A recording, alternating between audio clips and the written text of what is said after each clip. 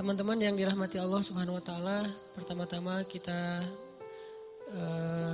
untuk terus-menerus memuji dan memuja Allah Subhanahu wa taala atas nikmat-nikmat yang enggak terhingga dalam hidup kita selama ini. Dan sebagian besarnya nikmat itu kita enggak pernah minta, tapi Allah kasih. Salah satu nikmat yang kita enggak pernah minta dan Allah kasih dan sangat berharga itu adalah nikmat iman, nikmat Islam. Kita dilahirkan dari orang tua muslim, kita tinggal di lingkungan dan masyarakat yang mayoritas muslim. Itu nikmat yang kita gak pernah minta. Tapi karena Allah sayang sama kita, Allah kasih tetap buat kita. Kalau dibandingkan dengan orang lain yang mencari Islam itu dengan proses yang panjang, proses yang rumit, kayak Salman Al-Farisi yang harus jadi budak dulu untuk menemukan Islam. Harus dijual dulu untuk menemukan Islam. Harus dirampok dulu di tengah jalan untuk menemukan Islam. Kayak Suhaib bin Amr harus jatuh bangun dulu, harus miskin dulu untuk bisa mendapatkan Islam. Ada banyak proses yang dilalui orang lain dan sulit. Itu terjadi di zaman sahabat dan terjadi juga di zaman kita sekarang. Ada orang yang harus mengalami second life dulu untuk bisa mendapatkan Islam. Harus ngalamin pengalaman spiritual yang rumit dulu untuk bisa mendapatkan Islam. Kita dikasih nikmat itu sama Allah tanpa harus susah-susah. Lahir udah sebagai muslim. Orang tua dua-duanya muslim. Masyarakatnya mayoritas muslim. Kebayang gak kalau kita lahir sebagai muslim, orang tua muslim tapi di Rohingya? Yang berislamnya susah banget. Makin kelihatan Islamnya, makin kelihatan solehnya, makin besar ancamannya. Dibakar hidup-hidup, digorok di depan keluarga, orang tua, pasangan dan anak perempuannya dinonai di depan dia, dan dia nggak bisa buat apa-apa. Berislam yang sangat luar biasa beratnya di sana teh. Atau di Suriah, di Palestina, yang Palestina mungkin udah hampir 1 abad, udah lebih dari 60 tahun mereka dijajah. Atau nenek moyang kita lah yang berislam dulu di zaman Jepang dan Belanda susah. Sekarang kita Allah beri nikmat yang kita gak minta. Lahir setelah Indonesia merdeka. Lahir setelah masa-masa sulit ketika awal-awal Indonesia merdeka. Lahir di lingkungan kaum muslimin yang mayoritasnya di Bandung pula. Karena ada beberapa wilayah di Indonesia yang berislam juga masih susah sampai sekarang. Dengan konflik-konflik sosial yang kadang-kadang, konflik horizontal yang kadang-kadang terjadi itu sampai kita ketakutan gitu. Kok ada di suatu wilayah yang umat Islam itu yang kayak dulu tahun 2001 yang sempat rame tuh di Ambon, di Poso. Alhamdulillah kita di Bandung. Pernah minta gak lahir sebagai orang Bandung? Gak pernah. Tapi Allah kasih nikmat lahir sebagai orang Bandung. Dan saya aja orang Aceh cemburu sama orang Bandung. Alhamdulillah Allah takdirkan saya tinggal di Bandung. Ini nikmat yang besar. Tanpa saya mengeluh sebagai orang Aceh, karena itu juga nikmat yang luar biasa buat saya. Karena bisa dibilang itu sesuatu karunia. Tapi Bandung punya nikmat lain yang mungkin orang Aceh gak punya. Orang Aceh punya nikmat lain yang jelas kita dilahirkan dalam suasana yang sangat nyaman. Berislamnya tuh gak repot. Ini layak disyukuri oleh kita setiap hari. Karena kalau kita gak mensyukuri ini, nanti Allah akan cabut satu aja. Bukan iman, bukan hidayah yang dicabut. Tapi berislamnya yang dicabut. Nikmat berislamnya. Dibikin berislam kita susah. Dibikin berislam kita itu repot. Gampang banget buat Allah. Dimunculkan di antara kita seorang pemimpin yang zalim aja udah repot loh. Mau bikin taklim repot, mau ngaji repot. Di sekolah pendidikan Islamnya dihapus segala macam kayak Turki beberapa waktu yang lalu. Itu kan berislamnya repot kan. Di Turki mau azan aja gak boleh pakai bahasa Arab. Udah gitu isi dari azan itu ada dihapus beberapa kalimat-kalimat yang sakral dalam Islam. Kayak kalimat hayya alal falah misalnya. Atau taklim-taklim, khutbah-khutbah mulai di style sama negaranya sekuler. Sehingga kita dengerin khutbah tuh kayak garing gitu.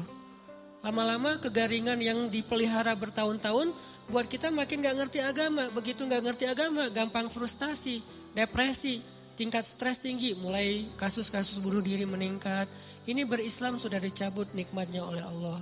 Kalau kita enggak syukurin. Nah kita syukurin alhamdulillah atas nikmat iman, Islam, hidayah, lahir dalam lingkungan mayoritas muslim yang nyaman di Indonesia. Mudah-mudahan dengan kayak gitu Allah tambahkan nikmat berislam. Gimana Allah tambahkan nikmat berislam? Mengekspresikan keislaman itu disupport sama pemerintah. Karena mengekspresikan keislaman itu insya Allah gak akan ganggu orang lain kok. Konsep agama Islam itu kan udah ideal banget ya. Gak mungkin kita taat dengan agama kita terus ngeganggu agama lain. Itu mustahil, gak ada dalam kamus Islam kayak gitu. Jadi gak usah khawatir ketika kita taat dengan syariat Islam, agama Islam. Ketika kita mengekspresikan keislaman kita, gak usah khawatir. Justru itu jadi sebuah kebaikan karena sifat dasar Islam itu rahmatan lil alamin. Makin orang Islam mengerti agamanya, makin dia rahmah kepada orang lain. Gak mungkin makin ngerti agama makin galak. Gak mungkin. Dia galaknya bukan ke orang lain, galaknya kepada kemungkaran. Nah, kalau itu memang semuanya harus kita galak. Bukan orang Islam doang, manusia mah harus galak kepada kebatilan, kemungkaran, bahasa kita ya. Kalau bahasa umumnya kejahatan. Harus galak dong dengan kejahatan. Kalau enggak kejahatan merajalela. Galak dengan kriminal-kriminal yang luar biasa merajalela. Galak dengan orang yang membunuh bayi enggak berdosa apa kurang. Emang enggak boleh galak. Bayi dibuang di kebun gitu. Emang enggak boleh galak. Harus galak. Karena kalau enggak galak kejahatan itu merajalela. Tapi bukan kepada orangnya, etnisnya, agamanya. Kita ngerti banget lah kayak gitu-gitu. Diajarkan oleh orang tua kita, ulama-ulama kita. Yang di atas semua itu diajarkan oleh nilai-nilai agama kita. Kita ngerti banget, gak usah diguruin dalam bab itu. Gak usah dikasih tahu, itu kita ngerti. Jadi makin kita berislam, insya Allah makin kita rahmah kepada orang lain.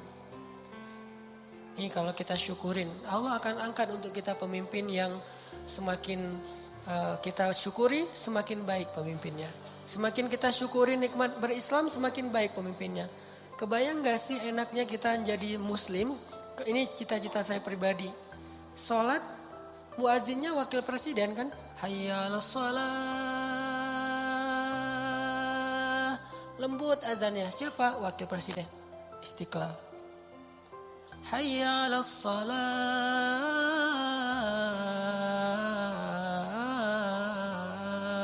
Azan subuh. Wakil gubernur. Wakil wali kota. Imamnya wali kota, gubernur, presiden. Bacanya bukan Al-Ikhlas. Bacaannya itu ayat-ayat yang baper banget gitu. Al-Ikhlas keren, cuman itu kesannya ya. Al-Ikhlas kita nggak meremehkan sama sekali. Kesannya kesan orang yang baru belajar lah ya Al-Ikhlas. Ini bacaannya tuh bacaan ayat-ayat yang baper. Al-Haqqah, Al-Waqi'ah, Al-Qiyamah. Kebayang nggak presiden? La uqsimu biyaumil qiyamah. Wah, takbir saya teh. Sujud syukur tuh kalau dapat presiden kayak gitu tuh. Wala uqsimu bin nafsil lawamah. Wah, itu benar-benar nikmat dari langit untuk bangsa Indonesia tuh. Nikmat dari langit tuh untuk warga Jawa Barat. Nikmat dari langit tuh untuk warga Bandung. Kalau imam kita adalah jangan dipisahin lagi imam masjid dengan imam pemerintahan. Karena dalam Islam gak ada pemisahan tentang itu. Dulu Abu Bakar ya imam juga. Umar ya imam juga dengan kapasitasnya. Puncaknya Utsman dan Ali. Karena Utsman ini ulama Al-Quran, Ali ini ulama banyak ilmu dalam Islam. Sampai seorang presiden kayak Utsman tuh. Lagi ngajarin Al-Quran di dalam Masjid Istiqlal. Namanya dulu Nabawi. Di Masjid Istiqlal lagi ngajarin Quran nih. Tiba-tiba datang murid di pintu masjid, gak sengaja ngelihat cewek lagi lewat, kesingkap jilbabnya karena angin. Dia pikir karena gak sengaja sekilas cuma rambut doang, gak istighfar. Ah itu mah sepele gitu, receh, dosa receh. Masuklah dia ke masjid. Presiden bilang gini, kenapa ada yang masuk ke dalam majelis kita, sementara di dalam matanya masih ada bekas dosa? Ini presiden punya telepati yang luar biasa nih. Kenapa masuk ke dalam majelis kita seseorang yang di matanya masih ada bekas dosa? Orang itu nanya, ya Amirul Mukminin, apakah telah turun wahyu kepada anda sementara tidak ada lagi wahyu setelah Rasulullah? Maksudnya gimana anda tahu saya baru melihat dosa di luar padahal gak ada yang lihat selain saya sendiri gitu. Kata Utsman bin Affan, ittaqu farasatal mu'min. Hati-hati dengan farasah, jadi bahasa Indonesia firasat. Hati-hati dengan firasat orang yang beriman. Presiden segitu firasatnya coba. Sampai dosa yang dia nggak lihat tahu, kan berarti keren banget nih presiden. Dan ini adalah wujud dari kesolihan masyarakat. Makanya Allah berilah pemimpin yang soleh untuk mereka. Karena pemimpin itu gambaran dari kita. Kalau bahasa Nabi itu pemimpin adalah hasil dari gimana masyarakatnya. Kalau pedagang-pedagang pada jujur, Allah kasih pemimpin yang jujur. Jadi jangan selalu hanya nyalahin pemimpin. Jangan-jangan pemimpin kita banyak yang korupsi karena pedagang juga dalam kelas yang lebih kecil gak jujur dagangannya juga kan. Mau beli buah naga dari pas kita lewat tulisannya 1 kilo 10.000. Pas kita berhenti, Pak yang 10.000 yang itu. Loh ternyata 10.000 di bawah gak kelihatan.